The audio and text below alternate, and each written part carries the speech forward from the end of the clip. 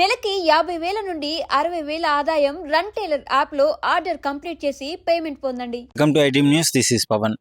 పల్నాడు జిల్లా క్రోసూలు మండలం ఎర్రబాలెంలో దారుణాన్ని చోటు చేసుకుంది.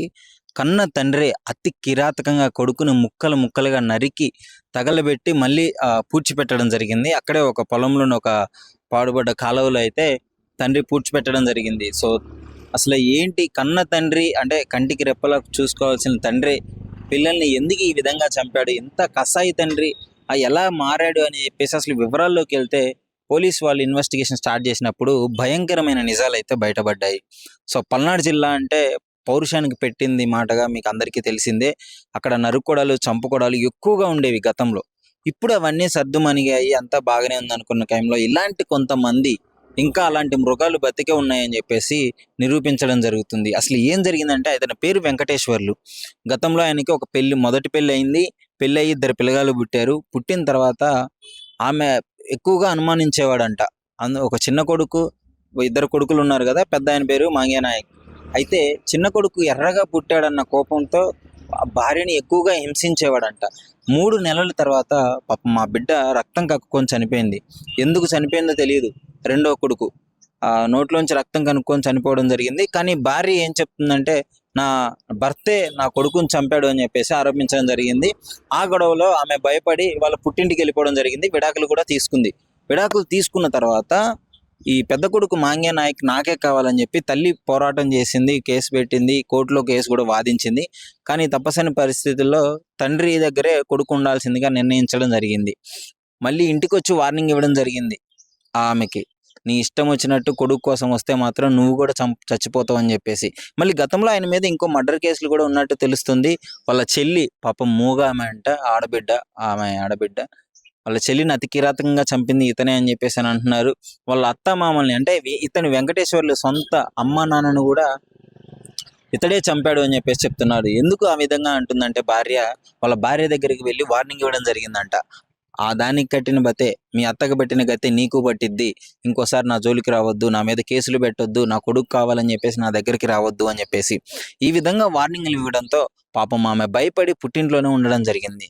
మళ్ళీ తర్వాత గత కొన్ని రోజులుగా కొడుకు కనిపించకపోవడంతో, మాంగ్య నాయక్ అనే కొడుకు కనిపించకపోవడంతో తల్లి రెండో పెళ్లి చేసుకుంది.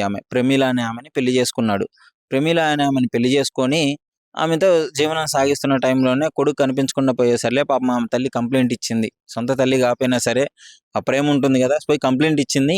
కంప్లైంట్ ఇచ్చిన తర్వాత ఇతని మీద అనుమానం ఉందని చెప్పడంతో వెంకటేశ్వర్ల మీద పోలీసు వాళ్ళ స్టైల్లో ఇన్వెస్టిగేషన్ స్టార్ట్ చేసిన తర్వాత ఆ భయంకరమైన నిజాలు అయితే బయటపడ్డాయి. కొడుకుని చంపేసి అతి కిరాతకంగా, అంటే బయట వ్యక్తి చనిపోతేనే ఎంతో బాధాకరంగా ఉంటుంది, కానీ సొంత కొడుకుని అతి కిరాతకంగా నరికి చంపి ఆ భూమిలో పాతిపెట్టడం జరిగింది, కాలువలో. అదంతా ఒప్పుకున్నాడు. ఎందుకు చంపాడని వివరాల్లోకి వెళ్తే, కొంతమంది చెప్పే విధానం ప్రకారం కొడుకు ఎవరైతే ఉన్నాడో 19 సంవత్సరాల అబ్బాయి, వాళ్ళు గొర్రెలు ఉన్నాయి కదా, వాటిని డబ్బుల కోసం అమ్ముకున్నాడు, ఆ కోపంతోనే ఈ విధంగా చంపాడు అని చెప్పేసి మాంగ్య నాయక్ని అని చెప్పేసి కొంతమంది చెప్పడం జరుగుతుంది. ఇప్పుడు కేసు ఏదైనా జరిగినప్పుడు రీకన్స్ట్రక్షన్ చేస్తారు ఎక్కడైనా సరే.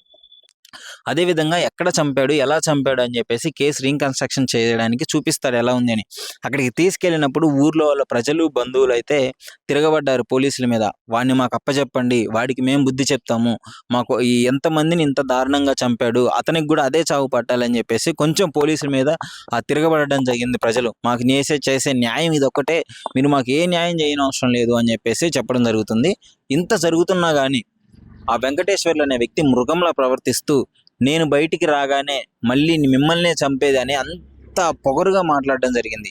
ఇలాంటి వాళ్ళకి ఉరికమ్మం ఎక్కించి ఉరిశిక్ష వేయాలి అని చెప్పేసి చాలా మంది కోరుకోవడం జరుగుతుంది. ఎవరు చంపుకుంటారండి కన్న కొడుకుని అతి కిరాతకంగా ముక్కలు ముక్కలుగా నరిపి?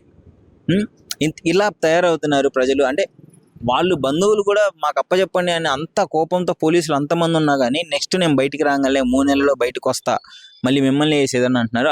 ఆవిడ ధైర్యం చూడండి ఏ విధంగా ఉందో.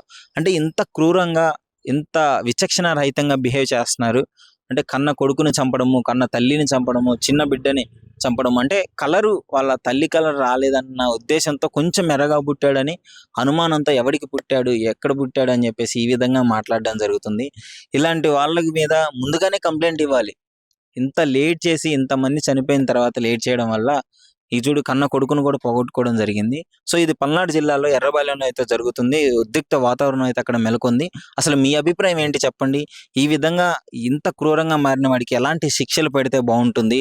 ఇంతమందిని బలి తీసుకున్న వాడికి ఎంత కఠినంగా శిక్షలు ఉంటే బాగుంటుందని చెప్పేసి మీ అభిప్రాయాన్ని మీరు కామెంట్ రూపంలో ఐ డ్రీమ్ న్యూస్తో షేర్ చేసుకోండి.